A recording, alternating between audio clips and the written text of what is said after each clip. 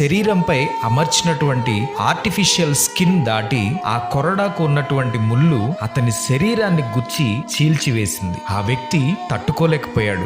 రక్తము దారలుగా కారిపోతుంది. వెంటనే హాస్పిటల్ కి ఆ వ్యక్తిని తీసుకుని వెళ్లారు. ఆ ఒక్క కొరడా దెబ్బకు ఆ వ్యక్తికి 16 కుట్లు వేశారు. అప్పుడు జిమ్ క్యావిజెల్ అడుగుతాడు, మెల్ గిబ్సన్, యేసు ప్రభు వారిని నిజంగా ఎంత భయంకరంగా కొట్టారా? ఒక్క దెబ్బ నేను తట్టుకోలేకపోయాను. 16 కుట్లు పడ్డాయి.